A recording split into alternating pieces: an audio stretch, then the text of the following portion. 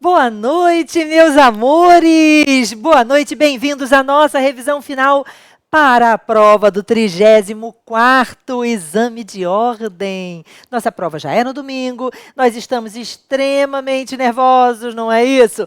Muito ansiosos, mas, gente, olha só, a primeira coisa que eu preciso dizer para você é que essa ansiedade, esse nervosismo, esse desespero, esse medo, esse tudo, ele não leva a nada, né? Na verdade, gente, olha só, a prova da OAB é a prova, sobretudo, da tranquilidade.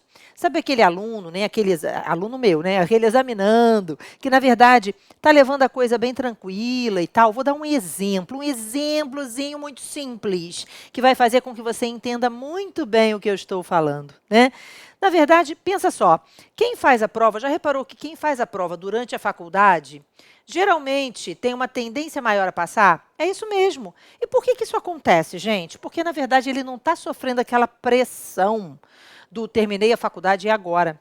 Ele está ali, olha só, não é porque ele é melhor, porque isso, porque aquilo, eu devia ter feito na faculdade. Não, não é isso. O que acontece, né? Quando você está na faculdade, você ainda não tem aquela obrigação de passar na OAB.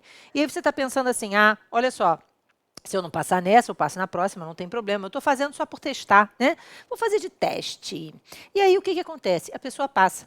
Você sabe que isso é assim também nos concursos? Às vezes, né? Eu já vi vários candidatos de provas de concurso que falavam assim, essa não é a carreira que eu quero, eu vou fazer essa prova só de teste. E aí passa. Olha só que coisa engraçada, né? Então, na verdade, gente, o que atrapalha e muito o candidato, seja na prova de concurso, seja na prova da OAB, é esse nervosismo, é essa falta de tranquilidade na hora de responder as questões da prova. Você precisa estar tranquilo, estar em paz, né? Estar com atenção, sobretudo atenção. E essa atenção, muitas vezes, ela fica atrapalhada. É como se esse medo, essa ansiedade, virasse assim uma névoa escura que atrapalha a sua visão. E isso não pode acontecer, né? Eu preciso de você tinindo na prova no domingo. Isso inclui também, gente, tirar um tempinho de descanso na véspera da prova. Então, eu sempre aconselho, eu sei que tem super mega revisões de dia inteiro na véspera da prova e tal. E repararam que agora, cada vez mais, né, os cursos preparatórios começaram a tentar afastar um pouquinho, colocar as revisões mais durante a semana e tal. Por quê? Porque realmente, gente, de nada adianta você ter se matado de estudar e chegar na hora da prova ter um branco, chegar na hora da prova não saber achar nada porque você está cansado. Né? Então, eu preciso que a sua visão não esteja turva. Eu preciso que você saiba ler o enunciado das questões, identificando o que as questões querem, saber procurar, ter a atenção necessária. Isso inclui estar descansado, tá? Então, amanhã vamos tirar o dia para arrumar o seu material. Se for o caso, fazer o último ajuste no Vadmecum, né? Vamos tentar preparar tudo direitinho. Vamos chegar na prova com antecedência. Nada de correria, portão fechando e você correndo para entrar para lá para dentro, quase que pulando por cima do portão, né? E aí, lembrando que em algumas cidades é carnaval, então você tem que ter um cuidado aí maior em relação ao deslocamento, tá? Para chegar na hora certinho, né? Então, levar tudo direitinho, arrumar tudo certinho na véspera. A véspera é feita para isso, né? E aí, reparem, nós colocamos esta semana uma pastinha, então, em todos os vídeos que eu gravei esta semana, eu disponibilizei um link, tá? Então, é só você olhar, eu vou colocar aqui também debaixo desse vídeo, certo? Um link que tem um material. Dentro desse material, o que você vai encontrar? Você vai encontrar, né, as súmulas por assunto, foi um pedido que me fizeram numa das nossas revisões, acho que na revisão de terça-feira. Então, as súmulas por assunto, para que você possa, se for o caso, fazer o ajuste no Vadmecum. Também, além das súmulas por assunto, né, botar, de repente, pintar todas as súmulas, tipo assim, eu quero achar fácil as súmulas de execução penal. Aí você bota elas da mesma cor, entendeu? Isso é possível de ser feito, né?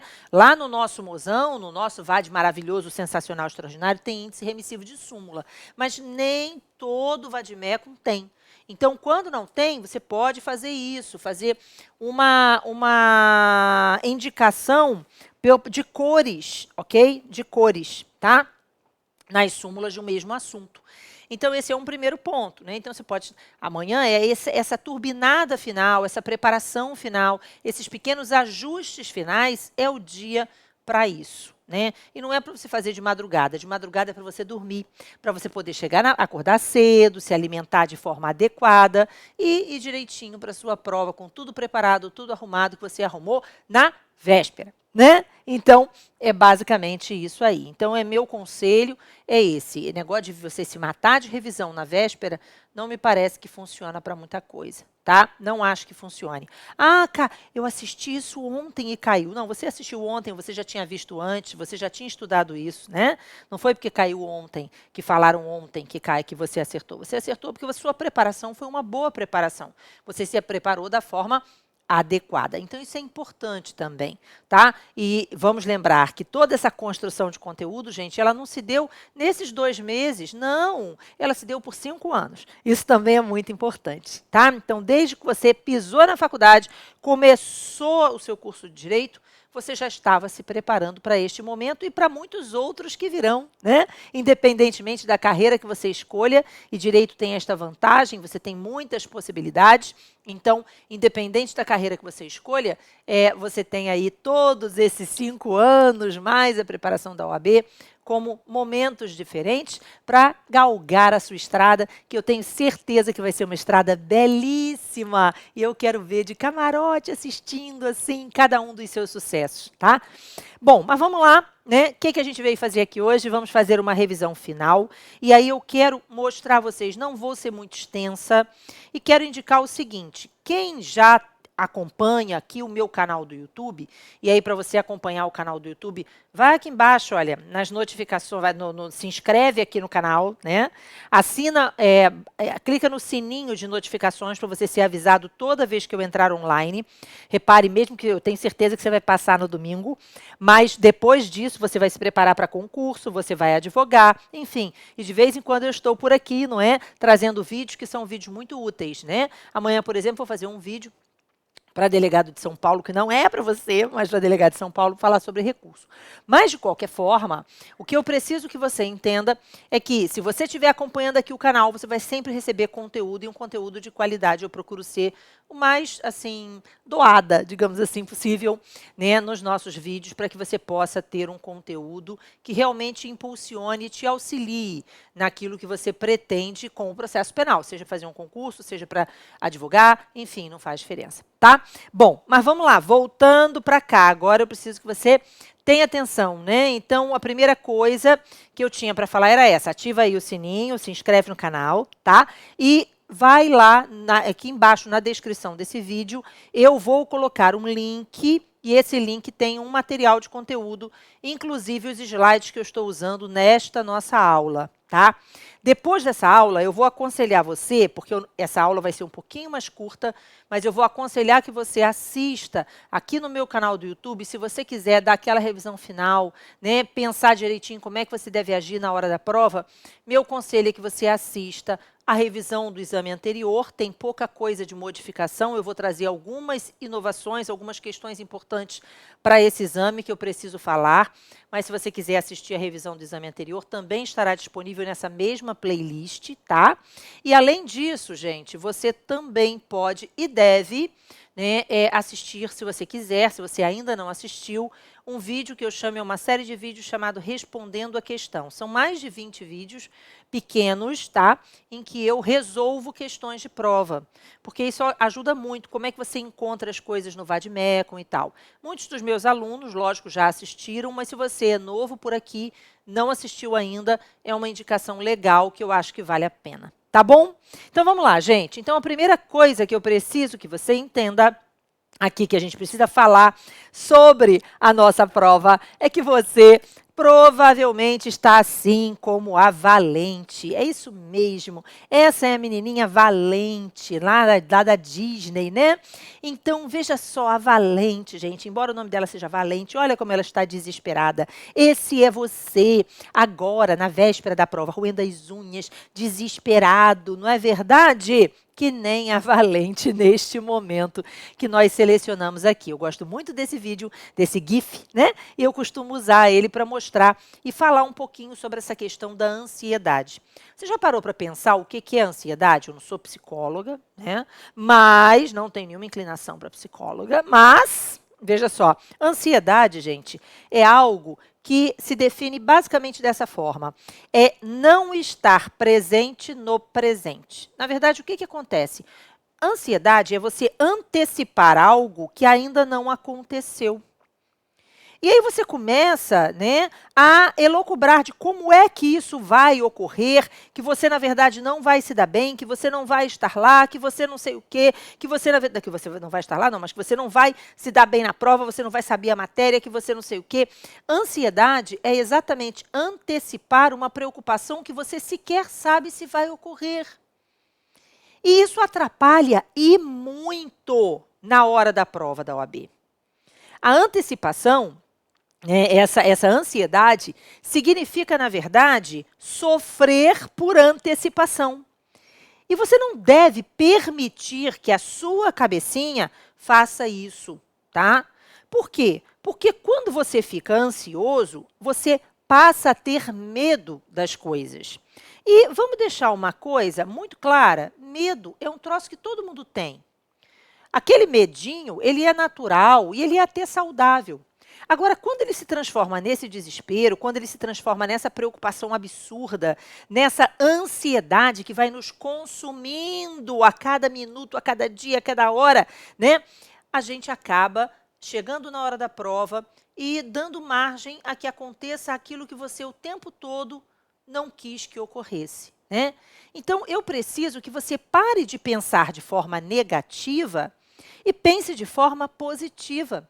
Você estudou, você está preparado e você vai chegar lá na hora da prova, gente, de forma otimista, sabendo que, olha, eu vou fazer o que Ana indicou que devia ser feito, eu vou chegar na hora da prova, vou ter atenção, vou ler tudo da forma adequada e vou conseguir solucionar as questões.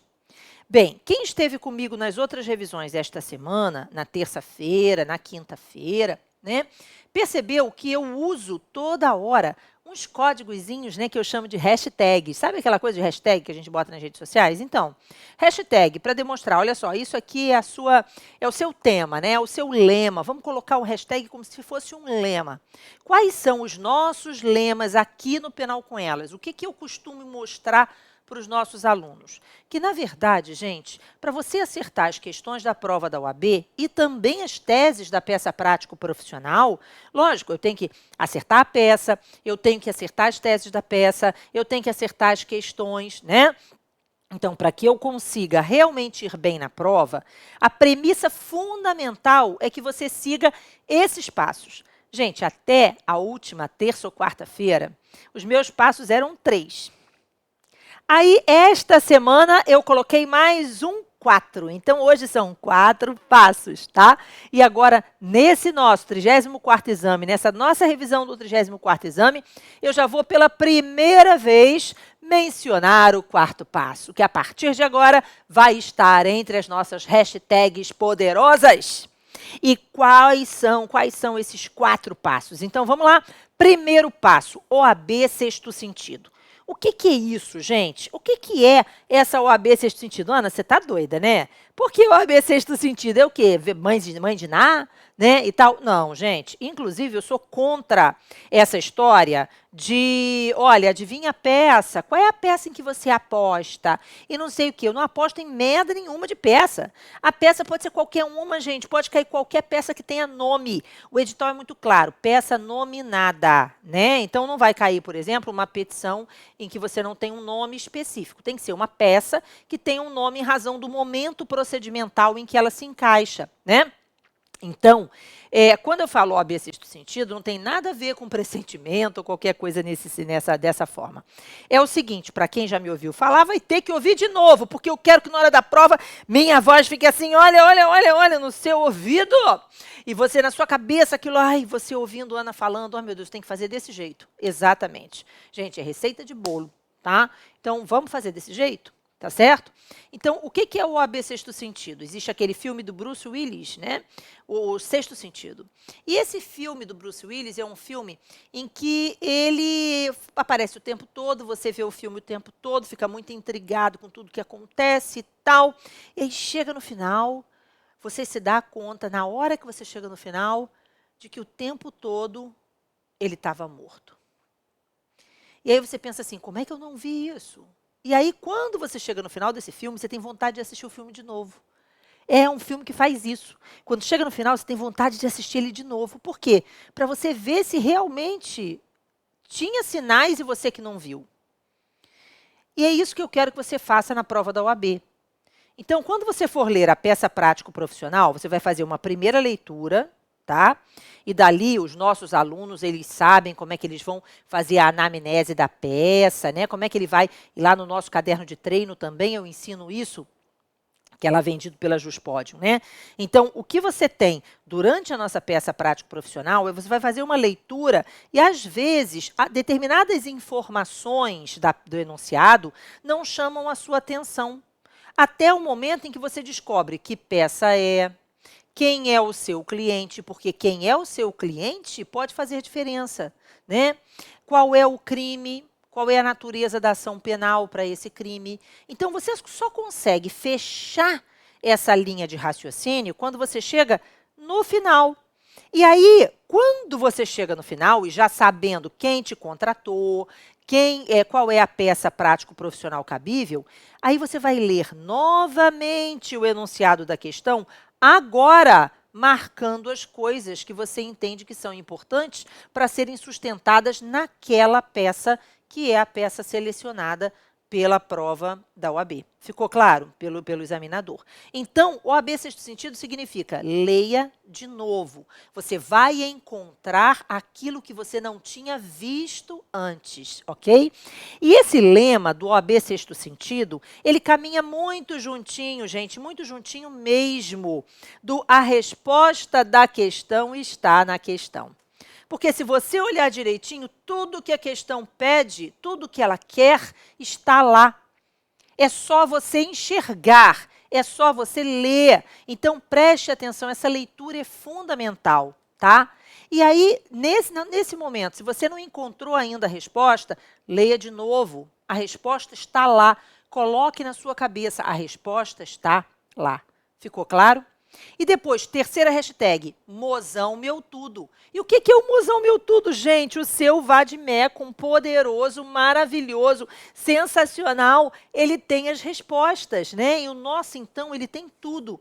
Principalmente, lembre-se, você tem que ler, dessa semana nós falamos nas nossas revisões, preocupe-se com a data da lei. Ah, esse artigo foi alterado em que data? Né? Porque isso pode fazer diferença. Foi o que derrubou os candidatos no 33º exame, quem errou as teses principais da peça. Errou por quê? Porque não percebeu que a data da revogação da lei é a data do surgimento da outra. Né? Então, veja, leia o mozão. Mozão, seu amigo, seu namorado, seu marido, seu amante, sua mulher, sua filha, sua irmã, sua mãe, seu pai, seu tudo é o mozão. Ele, na hora da prova, vai salvar você. Lembre-se, ele tem remissões. Elas não estão ali de enfeite, filho. Elas estão ali para serem utilizadas, né? Então, ele tem remissões, ele tem essas coisas todas, ele tem tudo preparadinho. O nosso mozão e os outros vademecums também, gente. O nosso, ele é muito específico para a prova da OAB, né? Então, ele é feito exatamente para o jeitinho da prova e dentro de tudo que o edital exige. Mas os outros VADs também têm suas remissões, né? Então, é importante que você não seja preguiçoso, né? E por isso mesmo, ler o mozão, procurar o que você precisa. E quando você procura o que você precisa, não é só para você ler o caput do artigo, não. Vamos ler o artigo inteiro? Vamos ver se tem alguma coisa nas disposições finais desse capítulo? Porque, gente, olha, o preguiçoso que não procura, não passa. Ok? Então, são as nossas 4 hashtags. Eu quero que você tenha muita atenção a elas. Então, o mozão é o seu amigo, seu marido, seu confidente, seu conselheiro, seu tudo na hora da prova. Então, ele tem que estar bonitão, turbinado, garantido lá. Ok? A outra coisa, e aí, novamente, eu vou indicar, gente, quero que você, terminando esse vídeo, tá? Assista um pouquinho não, quero que você assista o vídeo da nossa revisão do 33º exame de ordem. Porque essas questões, elas não mudaram, elas continuam sendo a mesma coisa, né?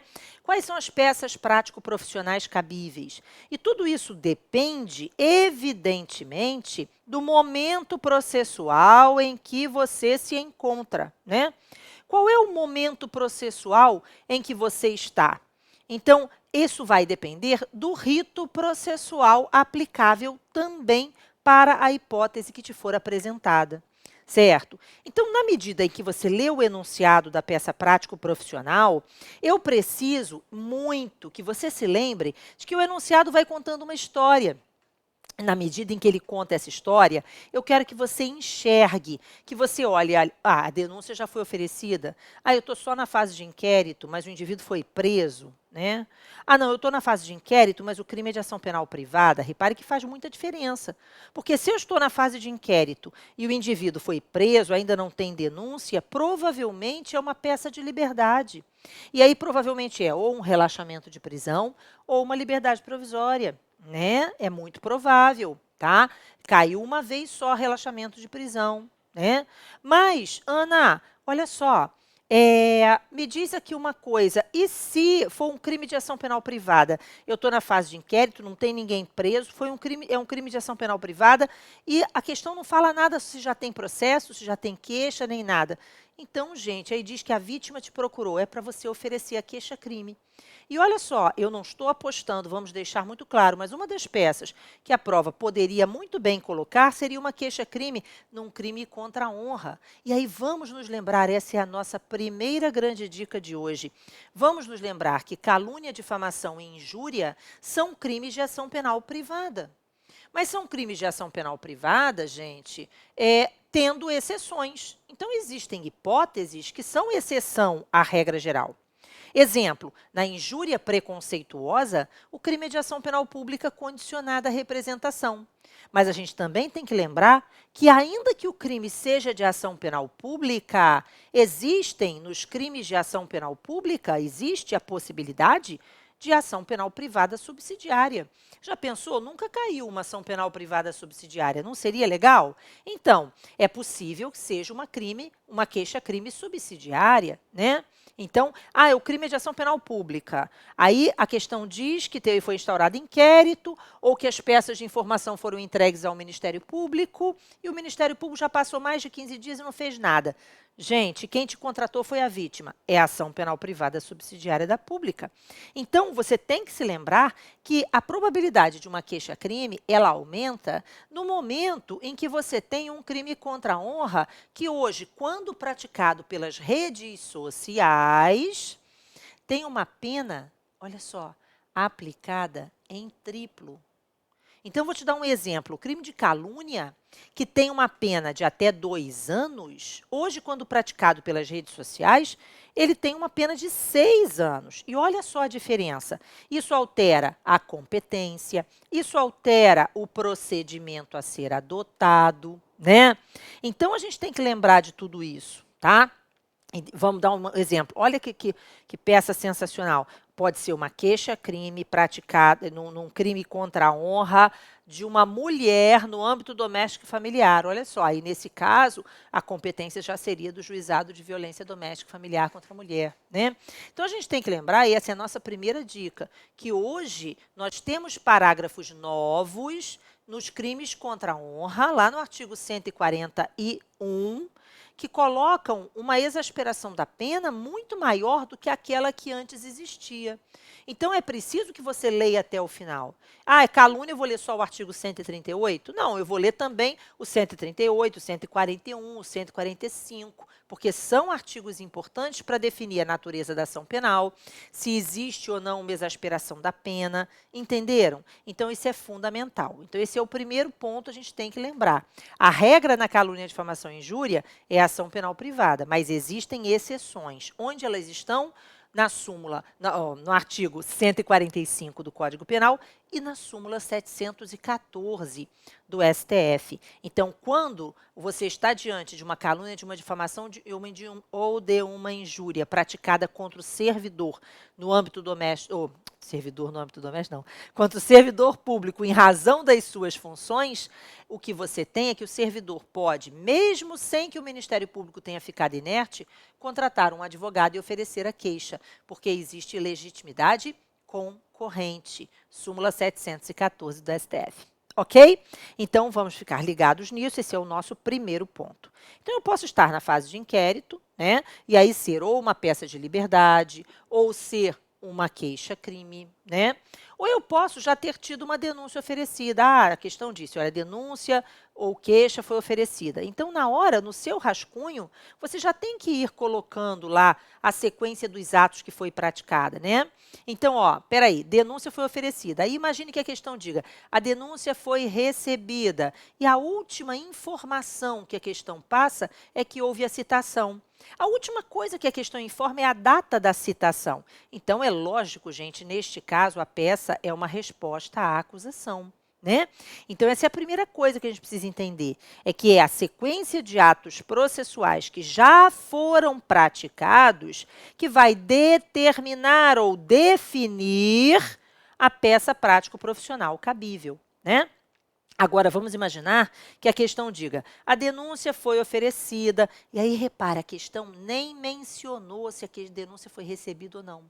Ela pode ter dito, olha, a denúncia foi recebida, ou ela pode ter dito, a denúncia foi oferecida, aí durante a instrução criminal. Olha só, se a questão falou, a denúncia foi oferecida, e aí depois passa a falar da instrução criminal, é porque a denúncia já foi recebida, o réu já foi citado, já foi apresentado resposta. Então, aqueles atos que seriam praticados aqui no meio, ó, já aconteceram, né? Aí vem aqui, ó, a instrução durante a audiência, né? E aí eu estou na audiência de instrução, beleza. E aí a última coisa que a questão me diz é que ocorreu a instrução criminal, ou que ocorreu a instrução probatória, diz lá que teve essa audiência, não sei o que e tal. Aí vai depender, porque você pode ter sido contratado pela vítima, e aí, nesse caso, pode ser um memoriais do assistente de acusação, se o crime for de ação penal pública e o MP tiver oferecido a denúncia.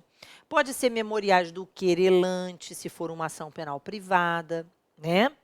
Ou, então aí você vai estar vestindo a camisa da acusação, viu? Nesse caso é vestir a camisa da acusação, pelo amor de Deus.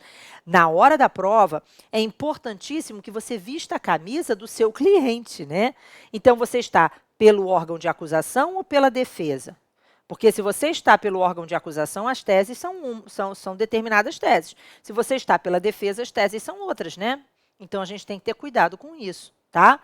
Então, pode ser memoriais da acusação. Mas a questão também pode dizer, olha, ocorreu a audiência de instrução e julgamento, foram ouvidos fulano, fulano, fulano, fulano. Ao final da audiência, o Ministério Público se manifestou pela condenação nos termos da denúncia. A defesa foi intimada. Aí, repare, houve a manifestação do MP e a defesa foi intimada. Então, depois da instrução criminal, gente, a peça é a peça de memoriais, né? Então, se a questão parou na instrução criminal ou no oferecimento instrução criminal, e aí aqui vai depender. Eu não vou colocar o oferecimento dos memoriais pelo MP, porque senão dá a sensação de que só existe memoriais da defesa, e nós sabemos que também tem memoriais da acusação, ok? Então, aqui, ó, a resposta seria RA, a peça seria RA. Aqui, a peça seria a peça de memoriais. Dúvida. Ana, eu tenho aqui, numa situação como essa que você apresentou, se a questão disser que a denúncia foi oferecida e aí durante a instrução criminal, sem mencionar que a denúncia foi recebida, que o réu foi citado, eu não tenho que sustentar nulidade, não, porque não teve citação? Gente, olha só, se a questão quiser que você sustente uma nulidade, a questão vai dizer para você que é para sustentar a nulidade. A resposta da questão está na questão. Lembre-se disso. Isso é muito importante, é fundamental e não tem dúvida sobre essa situação. Ana, como assim? Eu não estou entendendo. Então, vamos lá, vamos tentar pegar essa deixa aqui. Olha só. Se a questão quiser que você sustente uma nulidade, ela vai, no meio da questão, demonstrar que algum vício aconteceu. Então, vamos imaginar, imagine que não seja uma hipótese de resposta à acusação ou de memoriais. Nós sabemos que no procedimento de crimes de funcionário público, né, nos crimes próprios, crimes de responsabilidade do servidor, e nos crimes da lei de droga, né, na lei de drogas, existe a possibilidade de uma defesa prévia ou preliminar. Vamos imaginar que a questão coloque assim: a denúncia foi oferecida por tráfico de drogas e o juiz, sem nenhuma outra formalidade, ok? Recebeu a denúncia e citou o réu. Olha só, no momento em que a questão diz sem nenhuma outra formalidade, já está dizendo que o juiz esqueceu da defesa prévia. E isso caracteriza nulidade por cerceamento de defesa. Entende? Da mesma forma, se a questão quiser que você sustente que existe uma nulidade na citação, ela vai colocar no enunciado que existe um vício na citação. E aí você vai ter que procurar. A questão traz os sinais, você não tem que inventar nada. E repare que tanto na peça prático-profissional quanto nas questões, está muito claro em todos os enunciados, embaixo vem escrito assim: o candidato deve considerar apenas o que está indicado no enunciado. Porque senão você inventa coisas. E se você inventar coisas, aquilo é considerado identificação de prova e podem anular a sua prova por causa disso. Então, lembre-se, a resposta da questão está na questão. É procurar as preliminares que você tem que sustentar, estão lá. Ficou claro? E dentre as preliminares prováveis, gente, olha, isso principalmente para uma peça de resposta à acusação. Na peça de resposta à acusação, não apenas na de resposta, né? Só que existe uma diferença, tá? Porque nesse caso seria uma nulidade, essa preliminar, ela implica numa nulidade relativa.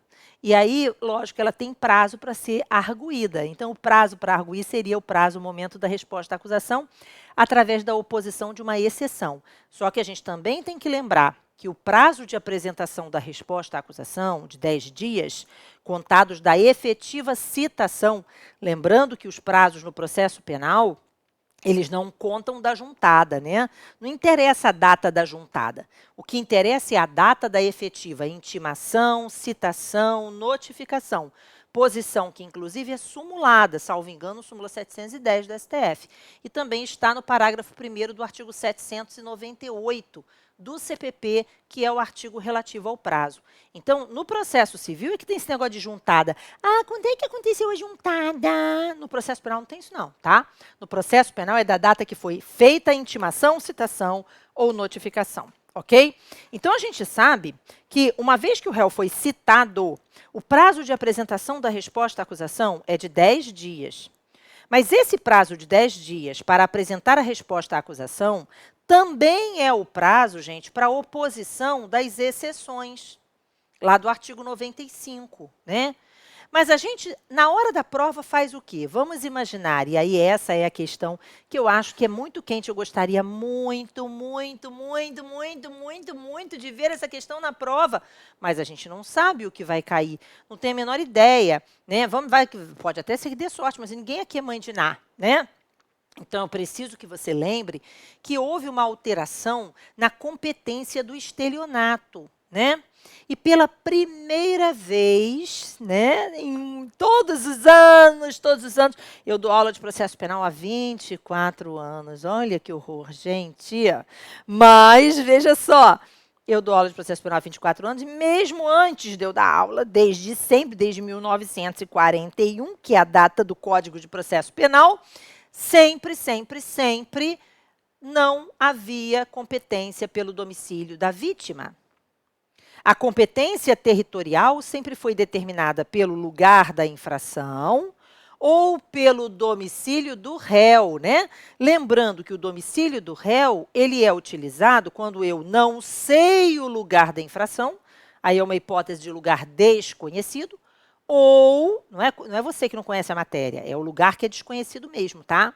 Então, o lugar desconhecido, ou, né, você tem ainda a hipótese de competência no domicílio da vítima nos crimes de ação penal privada, em que a vítima tem foro de eleição. Ela pode escolher entre oferecer a queixa no lugar da infração ou no domicílio do réu. No lugar da infração, não é no domicílio dela, não, tá? Além disso, a extraterritorialidade, réu brasileiro que pratica crime no estrangeiro, né? Então, se ele vem ser processado no Brasil, ele vai ser processado no local do seu domicílio ou do seu último domicílio. Ou, caso nunca tenha morado aqui, Distrito Federal. Mas o que eu preciso que você entenda? Então, a Lei 14.155, ela alterou as regras de competência no estelionato, né? Então, o pacote anticrime transformou o crime de estelionato em crime de ação penal pública condicionada à representação. Não vamos nos esquecer disso, falei isso na revisão ontem, né?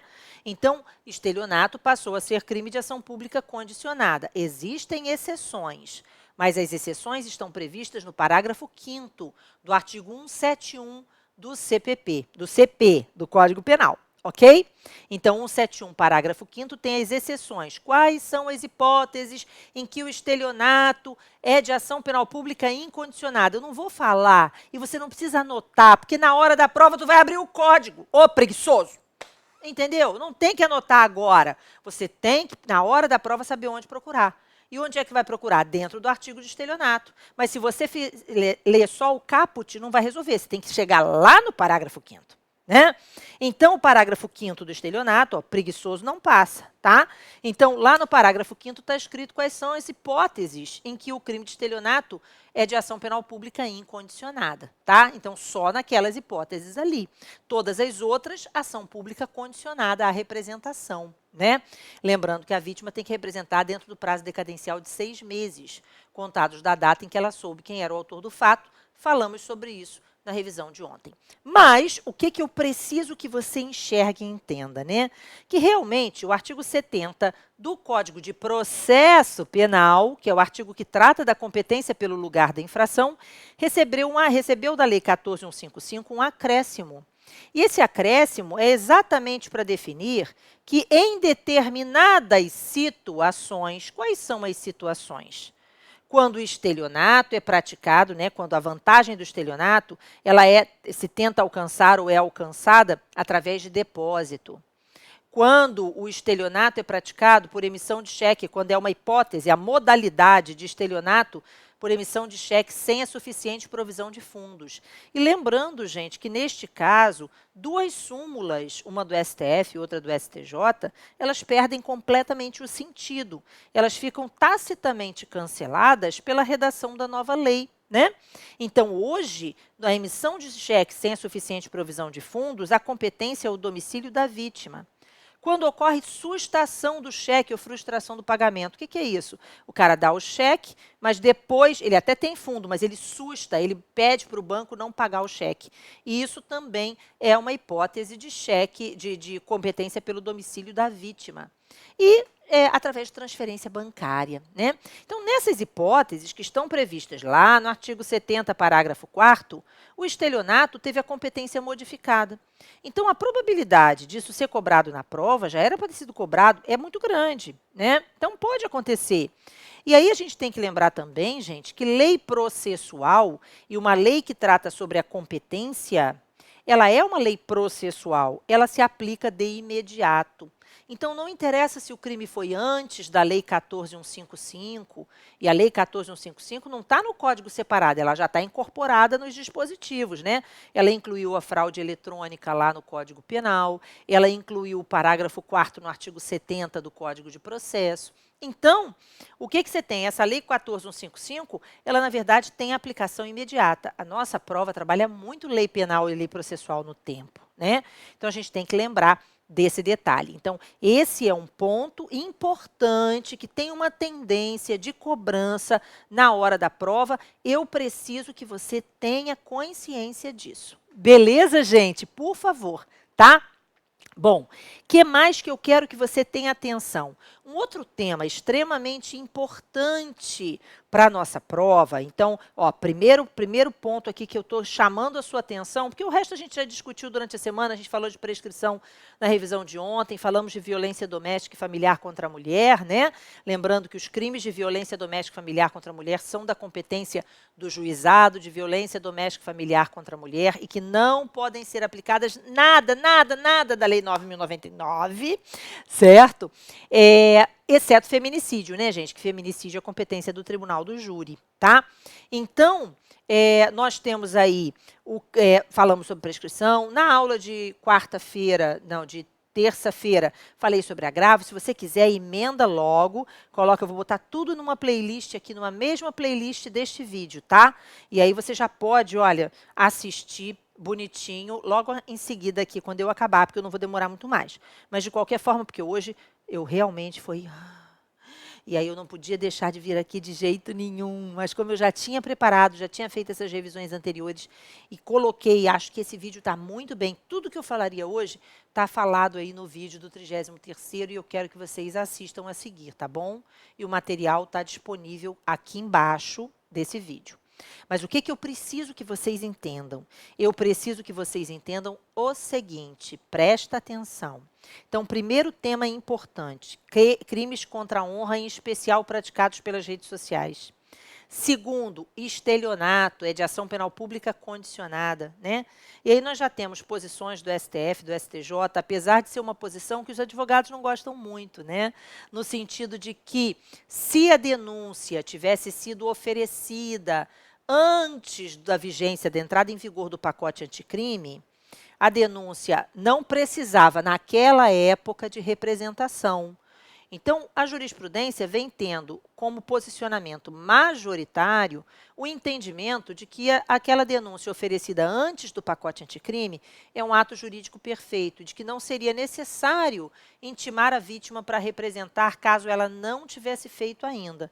Mas eu preciso que você tome cuidado, porque por mais que essa posição seja a posição que está sendo adotada de forma majoritária, como advogado, o certo é você sustentar que se a vítima se uma denúncia por estelionato foi oferecida naquela época, o crime era realmente de ação penal pública incondicionada na época, né? E a vítima nunca tivesse prestado um depoimento, porque representação não tem rigor formal. Representação, ela é, na verdade, uma manifestação inequívoca de vontade da vítima. Então, se a vítima já tivesse ido na delegacia, tivesse dado o seu depoimento, se o inquérito foi instaurado porque ela pediu, aí está tudo bem, a representação está lá. Mas se a vítima nunca prestou depoimento, se a vítima nunca foi ouvida, né, e a denúncia foi recebida sem que a vítima tivesse sido ouvida, e de repente o crime vira de ação pública condicionada, o bom advogado vai continuar batendo na teclinha de que a exigência de representação é norma penal, a natureza da ação penal é norma penal, e ela não retroage retroage em benefício do réu. Passar a exigir representação é uma norma penal benéfica. Então, é possível que, mesmo com a posição da jurisprudência, a OAB coloque isso para você sustentar essa tese na hora da prova. Então, eu preciso que você tenha atenção. Fechado? Tá? Aí, o terceiro é a hipótese da incompetência do juízo, no caso do estelionato. Imagine que a denúncia tenha sido oferecida no lugar da infração e não no domicílio da vítima, numa das hipóteses em que a lei passou a definir a competência como domicílio da vítima. Nesse caso, a norma é processual. E lei processual aplica-se de imediato. Pouco importa se o crime foi antes, se o crime surgiu depois. Lei processual aplica-se de imediato. Então, se a denúncia foi oferecida, né, ainda que o crime tenha sido praticado antes da lei, se a denúncia foi oferecida no lugar da infração e não no lugar do domicílio da vítima, o certo é você sustentar a incompetência do juízo. É certo que a incompetência do juízo, na nossa vida real, a gente argui através da exceção, a gente opõe uma exceção de incompetência. Numa questão de prova, eles podem perguntar isso, tá? Então, você já sabe como é que você argui a incompetência do juízo, a suspeição do juiz, a ilegitimidade de parte, a coisa julgada, a litispendência, através de uma exceção, lá no artigo 95, né? Mas na prova da OAB, eu não posso apresentar duas peças. E se o réu foi citado e está na hora de eu apresentar a resposta à acusação, então o que eu tenho que fazer? Eu tenho que apresentar a resposta à acusação e usar aquilo que eu ia arguir como preliminar, como exceção, numa exceção, dentro da resposta à acusação como uma preliminar. Beleza? Então, esse é outro tema que tem muita chance de cobrança na nossa prova e por isso que a gente está falando aqui. Finalmente, gente, também tem probabilidade de cobrança a modificação, finalmente, a posição do Supremo Tribunal Federal sobre o artigo 366 do Código de Processo Penal. O artigo 366 é aquele que diz assim: réu citado por edital, que não comparece e não manda advogado, terá o processo suspenso e será também suspenso o prazo prescricional, podendo o juiz antecipar as provas que considerar urgentes e, se for o caso, decretar a prisão preventiva. É evidente que, para decretar a prisão preventiva, é preciso que estejam presentes os pressupostos que autorizam e justificam a prisão preventiva. Então, o fato do indivíduo não ter sido encontrado e ter sido citado por edital por si só não justifica a prisão. Ficou claro? Então, esse é um ponto também importante que eu preciso que você se lembre. Da mesma forma, para que o juiz antecipe as provas urgentes, súmula 455 do STJ, é preciso que a decisão seja concretamente fundamentada. Uma decisão que diz assim, o decurso do tempo apaga a memória das pessoas. Uma decisão genérica, ela não é uma decisão fundamentada e isso caracteriza cerceamento de defesa. Ficou claro? Então, haverá nulidade dessa decisão, certo? E é a súmula 455 do STJ. Mas a nossa preocupação maior não é essa, porque a lei, ela diz no artigo 366 que o réu citado por edital, que não comparece e não manda advogado, repare que são 3 requisitos. Ele foi citado por edital, não compareceu, não mandou advogado. Lembrando, gente, que réu preso não pode ser citado por edital, tá? Vai ser nulidade, ok? Tem até súmula. Mas nosso réu realmente não foi encontrado, ele está em local incerto e não sabido, ou ele está em local inacessível, foi citado por edital, não compareceu no prazo do edital, não mandou advogado, o juiz suspende o processo e o prazo prescricional. Aí vem a dúvida, por quanto tempo o processo e o prazo prescricional ficarão suspensos? E aí, existe uma súmula, é a súmula 415 do STJ, que foi corroborada. O STF confirmou o posicionamento da súmula 415.